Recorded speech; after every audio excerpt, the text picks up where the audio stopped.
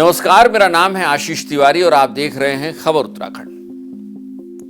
आज के इस पावर सेंटर में हम जिस घटना की चर्चा करने जा रहे हैं वो घटना बेहद हैरान करने वाली और बेहद दुखद है। इस घटना के बाद उत्तराखंड के राजनीतिक हलकों में किस तरीके से चर्चाएं शुरू हो गई हैं और इसके सियासी मायने क्या निकाले जा रहे हैं, इसी पर हम चर्चा करेंगे। शुरू करें इससे पहले अगर अब तक आपने हमारे चैनल को सब्सक्राइब नहीं किया है तो चैनल को सब्सक्राइब करना और बेल आइकन दबाना बिल्कुल मत भूलिएगा। दरअसल आज जिस घटना का हम जिक्र करने जा रहे हैं इस पावर सेंटर के एपिसोड में, वो राजधानी देहरादून में एक वरिष्ठ पत्रकार की संदिग्ध हालात में मौत से जुड़ा हुआ वाली घटना है।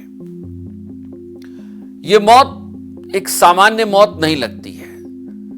शुरुआती तौर पर साफ होता है एक तरीके से घटनाक्रम जिस तरीके से जुड़ते हैं उससे लगता है कि कहीं ना कहीं दाल में कुछ काला जरूर है और यही वजह है कि हम इस मौत पर सवाल भी उठा रहे हैं। ये संदिग्ध हालात में हुई मौत है या सोची समझी साजिश, ये बड़ा सवाल है और ये सवाल क्यों उठ रहा है ये हम इस एपिसोड के अगले हिस्से में आपको बताएंगे कि इसकी वजह क्या है, इसका आधार क्या है। लेकिन सबसे पहले आपको घटनाक्रम बता देते हैं। दरअसल राजधानी देहरादून में वरिष्ठ पत्रकार पंकज मिश्रा की मौत होती है। वो देहरादून में किराए के मकान में अपनी पत्नी के साथ रह रहे थे और उनकी संदिग्ध हालात में मौत होती है। वो घर में गिरते हैं। घर में गिरने के बाद उनको हॉस्पिटल लाया जाता है। हॉस्पिटल लाने के बाद उनको डॉक्टरों ने मृत घोषित कर दिया। शुरुआती जब इस तरीके की घटना हुई और इस तरीके की सूचना आई तो ऐसा लगा कि सब कुछ नॉर्मल है, क्योंकि पंकज मिश्रा पहले से ही हाई ब्लड प्रेशर और ब्लड शुगर के मरीज थे। तो ऐसा लगा कि मानो उनके साथ कुछ ऐसा हो गया होगा, उनके शरीर में कुछ ऐसा बदलाव हुआ होगा जिससे वो फेंट होके या बेहोश होके गिरे और उसके बाद उनकी जान चली गई। लेकिन धीरे धीरे जब और सूचनाएं आनी शुरू हुई और परतें और खुलने लगी, उससे कई सवाल उठने लगे। दरअसल अपनी मौत के 1-2 दिन पहले पंकज मिश्रा अपनी फेसबुक वॉल पर एक पोस्ट डालते हैं और यही वो फेसबुक पोस्ट है जिसने पंकज मिश्रा की मौत को सवालों के घेरे में खड़ा कर दिया। क्योंकि पंकज मिश्रा बेहद वरिष्ठ पत्रकार थे और पिछले काफी लंबे समय से वो उत्तराखंड की राजनीति को देख रहे थे। यहां तक कि नारायण दत्त तिवारी के समय से वो लगातार उत्तराखंड की राजनीति को देख रहे थे और बहुत सारे जो सियासी राज भी हैं उनके दिल में दबे हुए थे। चूंकि ड्रिंक करने के शौकीन थे और लगभग रोजाना ही, और इसकी सिक्योरिटी भी वो अपनी फेसबुक पोस्ट पर डालते हैं, उसका जिक्र भी हम करेंगे। चूंकि रोजाना ड्रिंक करते थे लिहाजा शरीर थोड़ा कमजोर भी हो गया था। जब वो अपनी पहली पोस्ट डालते हैं उसमें जो कुछ भी वो लिखते हैं वो बेहद हैरान करने वाला होता है और उसमें मुख्यमंत्री पुष्कर सिंह धामी को लेकर सवाल उठाए जाते हैं और उसके साथ ही कई और लोगों पर भी सवाल उठते हैं। कुछ और सवाल जो देहरादून के एसएसपी हैं अजय सिंह, उन पर भी उठते हैं। खनन की बात होती है, पैसों के लेन देन की बात होती है, शब्दावली। अब एक वरिष्ठ पत्रकार है, अगर सोच समझ कर लिख रहा है तो उसकी शब्दावली, वाक्य विन्यास बहुत ठीक होगा, सलीकेदार होगा। लेकिन फेसबुक पोस्ट को देखकर ऐसा लगता नहीं है कि पंकज मिश्रा ने इसको इस तरीके से लिखा हो या गढ़ा हो कि सोच समझ कर लिख रहे हो। ऐसा लग रहा है कि मानो वो किसी नशे में ही इस सारी लाइनों को लिख रहे हैं। हम आपके लिए स्क्रीन के दूसरे हिस्से में वो फेसबुक पोस्ट भी लगा दे रहे हैं और अगर मैं आपको वो फेसबुक पोस्ट पढ़कर बताऊं तो उसमें वो मुख्यमंत्री को मुख्यमंत्री कहते हैं। अब ये गलती से हुआ या जानबूझकर लिखा गया, हो सकता है वो माननीय लिखना चाह रहे हो, लेकिन चूंकि शुरुआत में जब उन्होंने लिखना शुरू किया हो जल्दीबाजी में माननीय को मनी मुख्यमंत्री लिख दिया हो या न जाने उन्होंने जानबूझकर लिखा हो। इसके आगे ही वो मुख्यमंत्री को चरण स्पर्श भी लिखते हैं, सादर प्रणाम भी लिखते हैं। इसके बाद वो बताते हैं कि रोज रात को एक बैरियर लगाया जाता है, एक रोड का नाम लेते हैं, कैनाल रोड से जलाराम बाजार। अब जो लोग भी देहरादून में हैं या देहरादून के बाहर के भी हैं उनको भी मैं बता दूं, जो देहरादून के उन्हें तो पता ही है कि देहरादून में जलाराम बाजार नाम की कोई रोड नहीं है, दिलाराम बाजार तो है। तो इस शब्द से भी लगता है कि पंकज मिश्रा उस समय शायद सही से लिख नहीं पा रहे थे, लेकिन वो लिख रहे थे।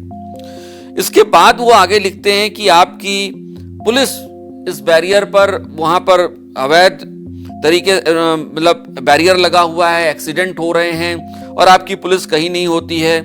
इसके आगे वो लिखते हैं, एक वाक्य विन्यास बड़ा टूटा सा है।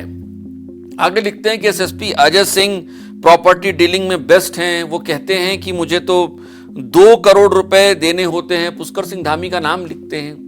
अब ये बड़ी हैरानी की बात है कि कोई वरिष्ठ पत्रकार इस तरीके की चीजें क्यों लिखेगा अपनी फेसबुक पोस्ट पर, और उसको पोस्ट भी करेगा। और भी बहुत सारी बातें हैं, हम आपके लिए स्क्रीन के दूसरे हिस्से में उसको लगा रहे हैं। पंकज मिश्रा का ये पोस्ट वायरल होता है। उसके बाद अगले दिन इस पोस्ट को वो डिलीट कर देते हैं। डिलीट करने के बाद वो एक पोस्ट और डालते हैं।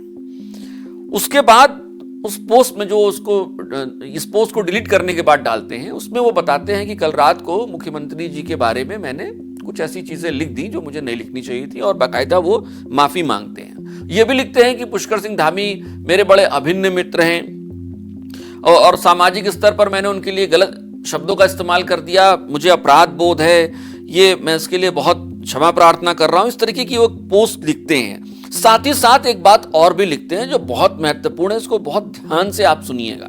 वो पोस्ट जो दोबारा उन्होंने जो पोस्ट डाली माफी मांगते हुए, उसकी पोस्ट की स्क्रीनशॉट भी हम स्क्रीन के दूसरे हिस्से में लगा रहे हैं आपके लिए, लेकिन मैं उसको आपको पढ़ के भी बता रहा हूं। और बहुत इंपॉर्टेंट है, बहुत महत्वपूर्ण लाइनें हैं, उसको पढ़िएगा, क्योंकि जो अगला हिस्सा एपिसोड का है, उस एपिसोड के अगले हिस्से में हम आपको बता रहे हैं कि हम सवाल क्यों उठा रहे हैं पंकज मिश्रा की मौत पर, क्यों संदेह के घेरे में आ रही है वो मौत। वो लाइन जो हम आपको पढ़ के बता रहे हैं वो उससे जुड़ती है। लिखते हैं पंकज मिश्रा, उनकी फेसबुक वॉल के जो स्क्रीनशॉट हमारे पास है उसमें लिखते हैं कि मेरे कुछ मित्रों के जरिए, नाम के साथ और राजनीतिक षड्यंत्र के तहत मुझे शराब पिलाकर मेरे फोन से और मेरी फेसबुक से कई सम्मानित नेताओं और अधिकारियों के विरुद्ध अपशब्द और गलत तरीके से लिखा गया, जिसके लिए मैं अपराध बोध और शर्मिंदगी के साथ क्षमा मांगता हूं, जिसमें हमारे माननीय मुख्यमंत्री पुष्कर सिंह धामी जी भी हैं, जो मेरे लिए सर्वोपरि ये लिख रहे हैं। अब आप ये वाक्य विन्यास भी देखिए, ये पिछली पोस्ट से बहुत बेहतर वाक्य विन्यास है, जो एक आमतौर पर हिंदी लिखने वाले, हिंदी पत्रकारिता करने वाले पत्रकार से उम्मीद भी की जाती है। और चूंकि बहुत वरिष्ठ पत्रकार थे पंकज मिश्रा, इसलिए उनका वाक्य विन्यास बेहतर ही था, और इस पोस्ट का भी वाक्य विन्यास बेहतर है। सर्वोपरि है, मेरी एक कमजोरी के कारण का फायदा उठाते हुए कुछ राजनीतिक विरोधी चरित्र के लोगों ने मेरा प्रयोग किया और मेरा सम्मान गिराया और अपना फायदा उठाया। जल्द ही इस बात का खुलासा भी करूंगा, और मैं सभी मित्रों और माननीय मुख्यमंत्री पुष्कर सिंह धामी के साथ जिन लोगों को मेरी इस अनजान में की गई गलती से उनके सम्मान को ठेस पहुंची है, सबसे क्षमा मांगता हूं। मैं माननीय मुख्यमंत्री जी के बारे में कोई गलत बात कभी नहीं बोल सकता, और सब जानते हैं जो राजनीतिक षड्यंत्र के तहत मेरे नशे का फायदा उठाकर अपना उल्लू सीधा करना चाह रहे हैं, उनके जल्द ही खुलासा करूंगा उनका। एक बार पुनः सबसे क्षमा मांगता हूं, क्योंकि मेरे सम्मान को भी ठेस पहुंची और मेरा या ना स्वभाव है न किसी के प्रति मैं कोई दुर्भावना रखता हूं। आगे लिखते हैं कि धाकड़ धामी जिंदाबाद, जैसा कि आप रोज ही पढ़ते होंगे।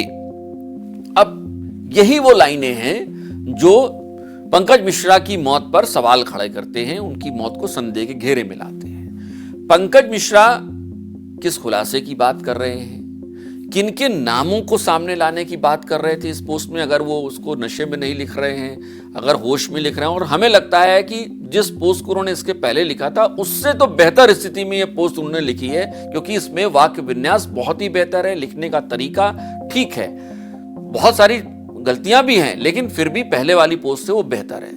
आखिर सवाल ये है कि किसके नाम का खुलासा करने की वो बात कर रहे हैं, राजनीतिक षड्यंत्र की बात क्यों कर रहे हैं। अब हम आपको एक और बात बताते हैं जो शायद आपको न पता हो। दरअसल पंकज मिश्रा लखनऊ के रहने वाले थे और पिछले लगभग 2-2.5 दशकों से आसपास से वो देहरादून में आकर रह रहे थे और यही पत्रकारिता कर रहे थे।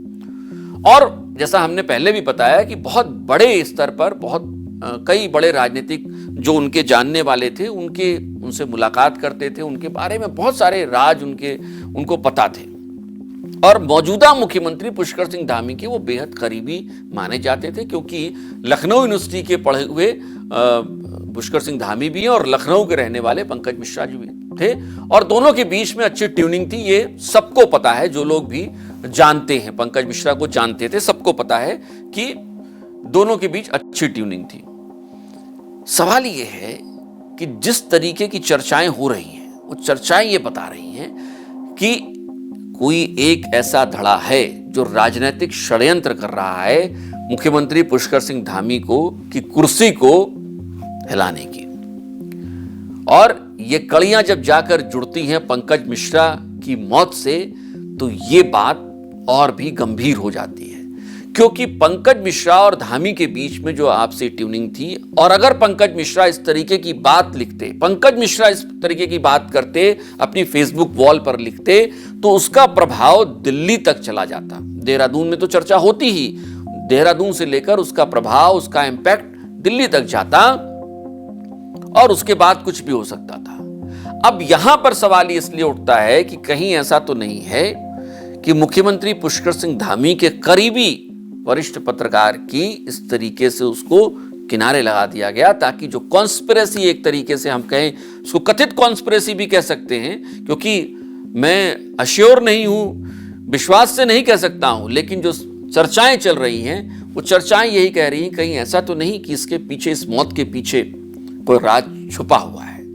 हालांकि शुरुआत में कोई बात सामने नहीं आई, लेकिन जब उनके परिजन आए, परिजनों ने, पंकज मिश्रा के परिजनों ने बकायदा एफआईआर दर्ज कराई है, एक शख्स को उसमें आरोपी बनाया है जिसके साथ मारपीट का आरोप लगा है।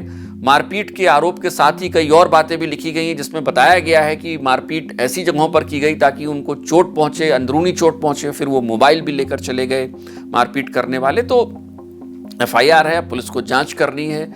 पोस्टमार्टम, आपको बताऊं कि पोस्टमार्टम, पहली पोस्टमार्टम में जब कुछ नहीं मिला, उसके बाद दोबारा पोस्टमार्टम उनका हो रहा है और उसकी रिपोर्ट का इंतजार किया जा रहा है। विसरा सुरक्षित रखा गया है।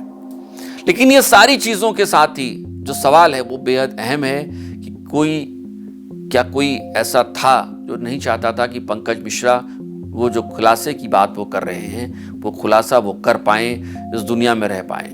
और चलते चलते आपको एक बात और बताता हूं, अपनी जो संदिग्ध मौत है पंकज मिश्रा की, उसके कुछ देर पहले, और थोड़ी देर पहले कह सकते हैं, उनकी एक पोस्ट और वायरल हो रही है जिसमें उन्होंने लिखा है कि शायद कल हम हो न हो, मुझे इस बात का गिला नहीं है। तो ये पोस्ट भी उनकी क्यों है, ये पोस्ट भी अपने आप में संदेह पैदा करती है। फिलहाल सियासी गलियारों में चर्चाएं बहुत हैं, नज़र बनाए हुए हैं हम भी, और आप भी हमारे साथ जुड़े रहिए। इस पूरे मामले में अपडेट हम आप तक जरूर पहुंचाएंगे। चलते चलते, अगर अब तक आपने चैनल को सब्सक्राइब नहीं किया है तो चैनल को सब्सक्राइब करना और बेल आइकन दबाना बिल्कुल ना भूलें। नमस्कार।